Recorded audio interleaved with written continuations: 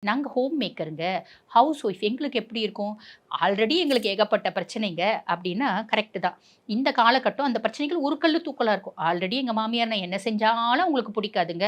அவங்க பேசிட்டே இருப்பாங்க. இப்ப இன்னும் கொஞ்சம் எக்ஸ்ட்ராவா பேசுவாங்க. ரொம்ப சிம்பிள். இவ்வளவு நாள் நீங்க ரியாக்ட் பண்ணீங்க. இப்ப ரியாக்ட் பண்ணாதீங்க. ரியாக்ட் பண்ணல அப்படின்னா சனி அங்க சாந்தி ஆயிடுவான். புரியுதுங்களா? ஆல்ரெடி எங்க கணவர் நின்னா தப்பு, நடந்தா தப்பு, உட்கார்ந்தா தப்புன்னு பேசிட்டே இருப்பாருமா.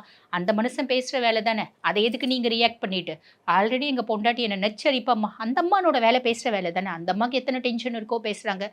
பாவம் குழந்தைங்கள இந்த காலத்துல வந்து வளர்க்கறதுன்றது எவ்வளோ பிரச்சனை. ஆக அந்த அம்மா பேசுறாங்க. அப்படின்ற மாரி புரிஞ்சுட்டு விட்டு குடுக்குறீங்க அப்படின்னா, உங்களுக்கு ரொம்ப நல்லது. நீங்க வந்து ஜென்னா இருந்தாலும் சரி, ஹவுஸ் ஒய்ஃபா இருந்தாலும் சரி, ஃபேமிலில விட்டு குடுக்குறீங்க. அப்படின்போது ஃபேமிலில எந்த விதமான பிரச்சனையும் வராது. அதே மாரி எதிர் வீட்டுக்காரி, பக்கத்து வீட்டுக்காரி, "அக்கா எனக்கு அந்த பிரச்சனைக்கா, அக்கா எனக்கு இந்த பிரச்சனைக்கா" அப்படின்னு உங்ககிட்ட வந்தா, நீங்க எதுவுமே சொல்லாதீங்க. "அம்மா என் பிரச்சனையே எனக்கு ஏகப்பட்டது இருக்கும்மா. என் பிரச்சனையே எனக்கு டிப்பர் லாரி வச்சு அள்ளுற மாரி இருக்கு. தயவு செஞ்சு நீ பிரச்சனைய பத்தி பேசாதம்மா.